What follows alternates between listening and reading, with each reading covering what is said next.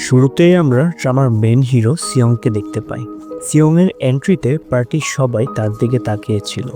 এমন সময় সেখানে এই গল্পের মেন হিরোইন চলে আসে, যার নাম হলো সিজু। সে এসে সিয়ংয়ের হাতটি ধরে ফেলে। তাদের দুইজনকে দেখে চারপাশের গেস্টরা বেশ অবাক হয়। সিয়ং জানায় সে যেন নার্ভাস না হয়, কারণ পার্টির সবাই তাকে না, বরং সিয়ংকে নিয়ে কথা বলছে। তাদের দুজনের মধ্যে কি রিলেশন আছে এটা জানতে সবাই আগ্রহী। এরই সাথে গল্প একদিন আগের ফ্ল্যাশব্যাকে চলে যায়। আমরা জানতে পারি সিজু এক নিউজ চ্যানেলে ল্যাঙ্গুয়েজ ইন্টারপ্রেটার হিসেবে কাজ করে, অর্থাৎ সে প্রবাদ ছিল। আর এই নিউজ চ্যানেলের মালিক তার পরিবার। এমন সময় অফিসে নতুন এক খবর আসে, প্রেসিডেন্টের স্পোক পারসন, অর্থাৎ যে সরকার হয়ে কথা বলে, সে নাকি লাইভে আসছে। শুনে নিউজ প্রেজেন্টার ইউরি অনেক খুশি হয়, যা তারা বোঝা যায় সে তার এক বড় ফ্যান। কনফারেন্স রুমে স্পোক পারসন চলে আসে, যে আর কেউ না বরং সিয়ং ছিল। লাইভে সে সিয়ং স্টেটমেন্ট প্রকাশ করে, যেখানে সে স্পষ্টভাবে জানিয়ে দেয় কোনোরকম সন্ত্রাসী সহ্য করা হবে না। দেশে সিয়ংয়ের পপুলারিটি ব্যাপক, তাকে সবাই ওয়ান ম্যান আর্মি বলে রাখে। কাজের প্রতি খুব স্ট্রিক্ট হয়, তার টিম মেম্বাররা সিয়ংকে আগুনের মতো ভয় পায়। এইদিকে সিজুর সাথে তার শাশুড়ির কথা বলতে দেখা যায়। তিনি বলেন, তোমার এখন তো সিয়ংকে সাপোর্ট করা দরকার, সামনে ইলেকশন। আবার না বলা সত্ত্বেও একমাত্র সিয়ংয়ের জন্য তোমাকে চাকরি করতে দেওয়া হয়েছে। তিনি আরও জানান সে যে সিয়ংয়ের স্ত্রী, এটা যাতে কোনোভাবে পাবলিক না জানতে পারে। এই বলে চলে যায়। তার যাওয়ার পর সিজুর মা তার উপর চেঁচিয়ে ওঠে, বলে বিয়ের 3 বছর হওয়ার পরও নিজের স্বামীর মন জয় করতে পারলে না। শুনে সিজুর মন বেশ খারাপ হয়ে যায়। গাড়ি করে সে বাসায় যাচ্ছিল, হঠাৎ সিজু লক্ষ্য করে গাড়ি একা একা চলছে, অর্থাৎ গাড়িটি হ্যাক হয়ে গিয়েছিল। অনেক দূর গিয়ে থামলে সিজু দেখতে পায় দূর থেকে এক মাস্ক পরা ব্যক্তি তার গাড়ির দিকে আগাচ্ছে। সিজু কোনো মতে গাড়িটি লক করতে পারছে না। অন্যদিকে সিয়ংয়ের অফিসে তার ফোনে এক কান্নুর নাম্বার থেকে কল আসে। রিসিভ করলে কলে থাকা ব্যক্তিটি বলে সে নাকি তার ওয়াইফকে কিডন্যাপ করেছে। তবে ওই সময় সিয়ংয়ের ফোনে চার্জ শেষ হয়ে যায়। জলদি সে তার টিম মেম্বার্সদের এই নাম্বারটি ট্র্যাক করতে বলে। তারপর সিজুর মাকে কল দিয়ে সিজুর ব্যাপারে জিজ্ঞেস করে। তিনি বলেন সিজু তো কত আগে বাসায় চলে গেছে। তাই সিয়ং ভেবে নেয় এটা হয়তোবা কোনো প্র্যাঙ্ক কল। এইবার কিডন্যাপার কল দিলে সিজু মুক্তিপণ হিসেবে অনেক টাকা দাবি করে। তবে সিয়ং টাকা দেওয়া তো দূরের কথা, বরং বলে যখন কোনো লাশ থাকবে তখন আমাকে জানাবে। তার এইসব কথা সিজু লাউড স্পিকারে শুনছিল। তার চোখ থেকে অজস্র জল পড়ছিল। সিজু গাড়ির স্পিড অনেক বাড়িয়ে দেয়, ফলে কিডন্যাপার বাড়ি খেয়ে অজ্ঞান হয়ে যায়। বাট এখানে একটা ইন্টারেস্টিং টুইস্ট আছে, যেটা সামনেই রিভিল হবে। বাসায় সিজুকে মলম লাগাতে দেখা যায়, যেটি সে কিডন্যাপার তারা পায়। তারপর ডিনার রেডি করে। ওই সময় সিয়ং চলে আসে। সে সিজুকে দেখতে পেয়ে কিছুটা স্বস্তি পায় এবং সে কিডন্যাপারের ব্যাপারে তাকে ইনফর্ম করে। সে এখনও মনে করছে ওইটা একটা প্র্যাঙ্ক কল ছিল। সেই সময় সিয়ংয়ের টিম মেম্বার তাকে কল দিয়ে বলে প্র্যাঙ্ক করা নাম্বারটা ট্রেস করা যাচ্ছে না, নেক্সট টাইম অ্যাটলিস্ট 10 মিনিটের ওপর কথা বলতে হবে। সিয়ং তাই সিজুর প্রোটেকশনের জন্য সিকিউরিটি হায়ার করে। সে সিজুকে গিয়ে বলে কাল তোমাকে একটি পার্টিতে যেতে হবে, সেখানে ব্রিটিশ অ্যাম্বাসেডর আসবে, তার ওয়াইফও তোমার মতো, তাই ল্যাঙ্গুয়েজ ইন্টারপ্রেটার লাগবে। আবার অন্য কিছু মনে করো না। সিজু তার রুমে গিয়ে তাদের বিয়ের কথা মনে করছিল 3 বছর আগে। সিজু মেন হলে বসা। ওই সময় সিয়ং এসে তাকে বলে বিয়ের কাপড় খুলতে, সেটা নাকি তাকে মানায় না। সিজু মেন ড্রেস খুলতে নিলে সিয়ং তার গায়ের কোটটা সিজুকে পরিয়ে দেয় এবং বলে তুমি কি আমার সামনে উলঙ্গ হবে নাকি। এ বলে তাকে কন্ট্রাক্ট পেপার দেয়। সেখানে কয়েকটা কন্ডিশনস দেওয়া ছিল, যেগুলো হলো 1. ডিভোর্স ডিমান্ড করা যাবে না, 2. বিশেষ করে ইলেকশনের টাইমে, আর 3 হলো যদি ডিমান্ড করে তাহলে 20 কোটি টাকা জরিমানা দিতে হবে। সিজু এই পেপারে সাইন করে দেয়।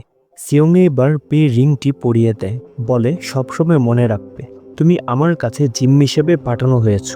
ব্যাক টু দ্য স্টোরি, সিজু আর সিয়ং পার্টিতে আসে, যেটি ড্রামার ফার্স্টে দেখানো হয়েছে। সেখানে তারা অ্যাম্বাসেডর ও তার ওয়াইফের সাথে দেখা করে। উইশ করার সময় অ্যাম্বাসেডর ওয়াইফ মনে করে হয়তো তারা বিবাহিত। জবাবে সিয়ং বলে সে আমার ওয়াইফ না, আসলে আমার ওয়াইফ আমার জন্য একটা দুর্বলতা, কারণ আমি চাই না সে আমার পজিশনের জন্য কোনো প্রকার আঘাত পাক। এই ঘটনার পর সিজু একের পর এক ড্রিঙ্ক করতে থাকে। সিয়ং তাকে থামিয়ে বলে এসব কি করছো। সিজু ফোনে লিখে জানায় সে বাসায় যেতে চায়, তবে সিয়ং সিজুকে তার সাথে থাকতে বলে। সিজু এবার তাকে ইশারা দিয়ে বকতে থাকে, বুঝায় তুমি কি মনে করো আমি কি কানে শুনতে পাই না? আমি তোমার দুর্বলতা? আমাকে বাঁচানোর জন্য নিজের স্ত্রী বলে কোথাও পরিচয় দাও না, বদমাস বেটা। বলে সেখান থেকে চলে যায়। তারপর সিয়ংয়ের আবার কল আসে ওই কিডন্যাপারের কাছ থেকে। সিয়ং কলটি ধরে আবোল তাবোল বকতে থাকে যে তার ওয়াইফ তো একেবারেই সেফ, সে তো কিছুই করতে পারল না। উত্তরে কিডন্যাপার জানায় সিয়ং যাতে পার্টিতে ভালো মতো খেয়ে নেয়। শুনে সিয়ংয়ের তোতা পাখি উড়ে যায়। সিয়ং বলে, তুমি এটা কিভাবে জানো আমি এখন পার্টিতে? কিডন্যাপার হেসে বলে, আমি আরো অনেক কিছু জানি। আমি এটাও জানি সিজুর সাথে তোমার বিয়ে হওয়ার কথা ছিল না। তোমার আসল ওয়াইফ হওয়ার কথা ছিল তার বড় বোন ইনার সাথে, কিন্তু বিয়ের আগের দিন সে পালিয়ে যায়। তাই তুমি তার ছোট বোন সিজুকে বিয়ে করেছো। এই কথাগুলো শুনে সিয়ং প্রচণ্ড ভয় পেয়ে যায়, তার মুখ থেকে ঘাম ছুটে আসে। এরই সাথে আমরা পাশের বাথরুমে সিজুকে দেখতে পাই, কিন্তু কই সে বোবা, সে তো বরং কার সাথে যেন কথা বলছে। আসলে ওই দিন সিজুকে কিডন্যাপ করার পর যখন সিয়ং বলে তার লাশ এনে আমাকে কল দিও, এরপর আমরা দেখতে পাই সিজু আসলে কথা বলতে পারে, কিন্তু কোনো এক কারণে সেটা এখন পর্যন্ত সবার কাছ থেকে লুকিয়ে রেখেছে। তারপর গাড়ির স্পিড বাড়ালে বিলবোর্ডের সাথে ক্র্যাশ করে। এরই সাথে ওই কিডন্যাপারের ফোনটা সিজুর কাছে চলে আসে। প্রেজেন্ট দৃশ্যে সিজু ওই কিডন্যাপার যে সিয়ংয়ের সাথে কথা বলছিল। সে সিয়ংকে দুটি অপশন দেয়। প্রথমটি হলো সে যেন সিজুকে ডিভোর্স দিয়ে ইনাকে বিয়ে করে, যে ছিল তার আসল বউ। আর দ্বিতীয়টি হলো 20 কোটি টাকা। মূলত সিজু তার বিয়ের কন্ট্রাক্টটি ভাঙার জন্য এই দাবিটি করে। সিজু ফোনে জানায় যদি কালকের মধ্যে কোনো একটা না করা হয় তাহলে এইসব গোপন তথ্য পাবলিক হয়ে যাবে। শুনে সিয়ং জোরে দেয়ালে ঘুষি মারে, তার হাত থেকে অনেক রক্ত পড়ছিল। সিয়ং রাগান্বিত সুরে বলে, আমি ভেবেছিলাম তোমাকে জাস্ট অ্যারেস্ট করব, কিন্তু এখন এটা হবে না, আমি তোমাকে শেষ করেই ছাড়ব। এই কথা সিয়ংয়ের মুখ থেকে শুনতে পেয়ে সিজু বেশ অবাক হয়, কেননা যে গত 3 বছরে একবারও তার সাথে ভালোবেসে কথা বলেনি, সে তার জন্য এত রেগে উঠেছে। এখানেই এপিসোড 1 এর সমাপ্তি হয়। এপিসোড 2 এর শুরুতে সিজু কল কেটে বাথরুম থেকে বের হয়। সিয়ং তাকে এক গুপ্ত রুমে নিয়ে যায়, জিজ্ঞেস করে কাল কি কোনো অ্যাক্সিডেন্ট হয়েছিল কিনা। সিজু মাথা নাড়িয়ে হ্যাঁ বললে সিয়ং তার শরীরে কোনো আঘাত আছে কিনা চেক করে। সিয়ং বলে, এত কিছু হয়ে গেল, তুমি আমাকে একবারও বললে না কেন? সিজু মনে মনে ভাবতে থাকে, তুমি তো বলেছিলে যখন লাশ থাকবে তখন কল দিতে। সিয়ং জানায় সে যেন বাসায় যাওয়ার পূর্বে ডাক্তার দেখিয়ে যায়। বাসায় সিজু বারবার সিয়ংয়ের ভয় পাওয়ার রেকর্ডিংটা শুনতে থাকে, তার অনেক হাসি পায়। এমন সময় সিয়ং সিজু রুমে আসে, তার গাড়ির চাবিটা দিতে বলে। সিয়ং চাবি নিয়ে চলে গেলে সিজুর মনে পড়ে গাড়ির ভেতরে ড্যাশ ক্যামেরার মধ্যে তার কথা বলা রেকর্ড হয়ে আছে। অন্যদিকে সিয়ং গাড়িতে ঢুকে ক্যামেরা চেক করে, তবে সেখানে কোনো রেকর্ডিং ছিল না। সিজু নিচে পৌঁছালে সিয়ং তাকে এ ব্যাপারে জিজ্ঞেস করে। সিজু জানতে পেরে শান্তির নিঃশ্বাস ফেলে। পাশ দিয়ে এক মোটরসাইকেল আসছিল। সিয়ং সিজুর হাত ধরে তার দিকে নিয়ে আসে। সিয়ং বলে, যাই হোক, কাল থেকে তুমি আর কাজে যাবে না। কিন্তু সিজু তো নাসর বান্দা, তাই সিয়ং তার সাথে সিকিউরিটি পাঠায়। পরদিন খাওয়ার সময় সিয়ং তার মাকে জিজ্ঞেস করে তাদের বিয়ের ব্যাপারে পরিবার বাদে আর কে কে জানে। তার মা জানায় কেউ না, শুধু ইনা জানে যে সিজুর বড় বোন ছিল। আরেকদিকে কোর্টের কাজ শেষ করে সিজু ওয়াশরুমে যায়। হঠাৎ সে বাইর থেকে একজনকে এখানে আসতে দেখে, যাকে সিজু অনেক আগে থেকেই চিনত। ওর নাম হলো সাং এবং সে সিজুর কলেজ ফ্রেন্ড ছিল। সিজু ও সাং একসাথে বসে কথা বলতে থাকে। দূর থেকে সিকিউরিটি তাদের ছবি তুলে সিয়ংকে পাঠিয়ে দেয়। সিয়ং তখন এক মিটিংয়ে ছিল। সে ছবিগুলো দেখে অনেক জেলাস ফিল করে, বিশেষ করে যখন সিজুর হাসির পিকটা দেখে। সিয়ং খুব রেগে যায়। সাং সিজুকে তার বিজনেস কার্ড দেয়, জানায় সে নাকি তাদের অফিসে নতুন এক প্রোগ্রামে কাজ করবে।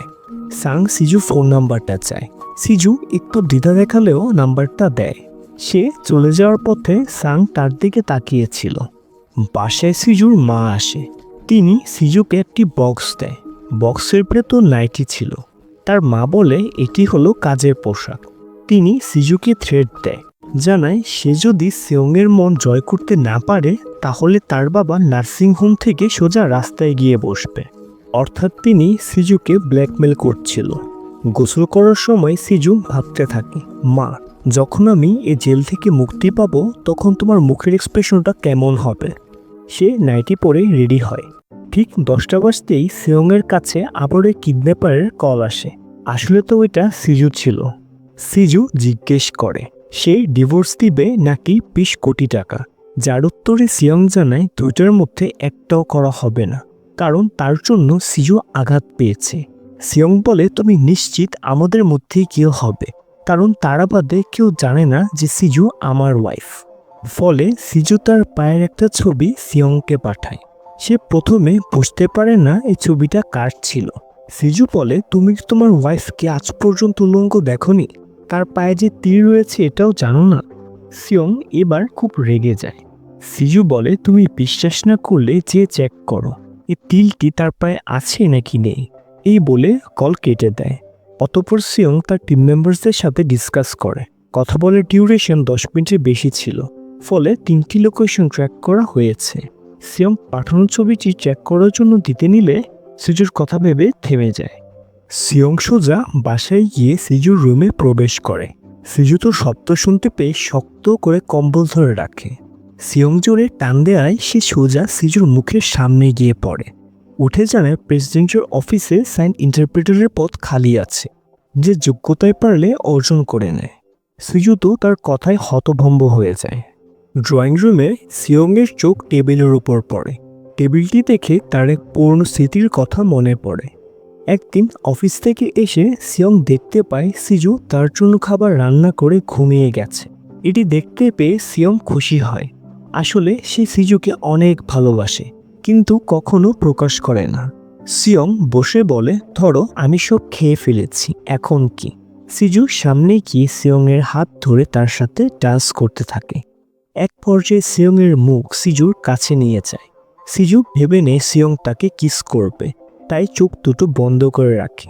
কিন্তু সিয়ং বলে তোমাকে মায়ের কথায় সব করতে হবে না, আর আমার জন্য কখনো কোনো ফিলিংস জন্মাবে না। এই বলে চলে যায়। শুনে সিজুর চোখ থেকে পানি চলে আসে। সিয়ং সেটা ভেবে অনেক আফসোস করছিল, তাই সে পরের দিন সিজুকে নাস্তা বানিয়ে দেয়।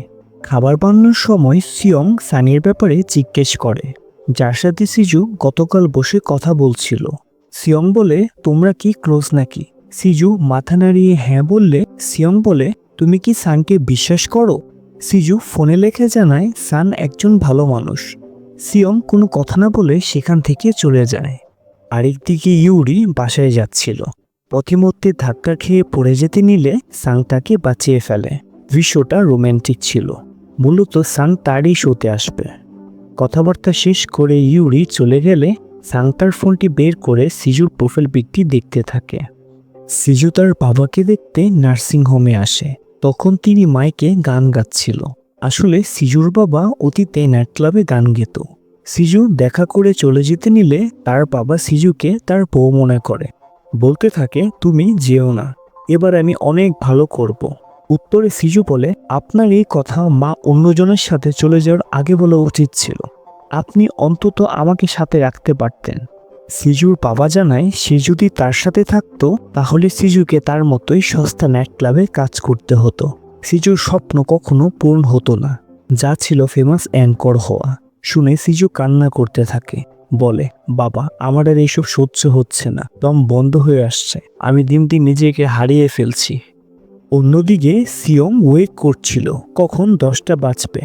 প্রতিবার 10টা বাজে কিডন্যাপার কল করে। সে একটা বিষয় নিয়ে খুবই চিন্তিত। সিসিটিভি ফুটেজে যখন কিডন্যাপার গাড়িতে ঢুকে যায় তখন সে স্বাভাবিকভাবেই প্রবেশ করে, যেন সিজু নিজেই দরজা খুলে রেখেছিল। তার জার্নালিস্ট বন্ধুর সাথে এ ব্যাপারে আলোচনা করলে সে জানায় নিশ্চিত এটা অ্যাফেয়ার। কিন্তু সিয়ং কোনোভাবেই সিজুকে অবিশ্বাস করতে চায় না। এমন সময় কল আসে। গাড়িতে বসে সিজু কল দিয়েছিল। রিসিভ করলে ভীষণ জোরে বিস্ফোরণের শব্দ হয়। পরে সিয়ংয়ের ফোন সুইচ অফ দেখায়। সিজু তো অনেক ভয় পায়, সিয়ংয়ের কিছু হয়ে গেল নাকি। সে সোফায় পুরো রাত কাটিয়ে দেয়। সকালে নিউজ চ্যানেলে দেখায় গত রাতে এক বিল্ডিংয়ের ভীষণ বিস্ফোরণ হয়েছে। একজন লোক ডেলিভারি ম্যান সেজে এই বিস্ফোরণটি ঘটায়। ক্রাইম সিনে সিজুর ভয়েস রেকর্ডিং পাওয়া গেছে। সিজু তো আটকে ওঠে, সে তো এ কাজ করেনি। সে সময় সিয়ং চলে আসে। তার অবস্থা বাজে ছিল। সে সিজুকে দেখে তার খুব কাছে চলে আসে, বলে আমার সিজুকে আমি বুঝি না, এমন হতেই পারে না। এই বলে তার পা দেখতে নিলে সিজু হাত দিয়ে থামিয়ে দেয়। পিয়ং বলে তুমি পা দেখাবে নাকি আমার খুলতে হবে। এরই সাথে 3 বছর আগের এক ফ্ল্যাশব্যাক দেখানো হয়। ইনা সিয়ংকে মেসেজ দিয়ে জানায় তাদের দুজনের বিয়ে যাতে সে ক্যান্সেল করে দেয়, না হলে সিয়ংয়ের পরিবারে সব সিক্রেট এক্সপোজ করে দিবে। সিয়ং টেক্সট দিয়ে ইনাকে বলে ঠিক আছে, আমি তোমাকে বিয়ে করব না। আমি শুনেছি তোমার এক ছোট বোন আছে যার নাম সিজু, সে নাকি বোবা, আমি তার সাথে বিয়ে করব।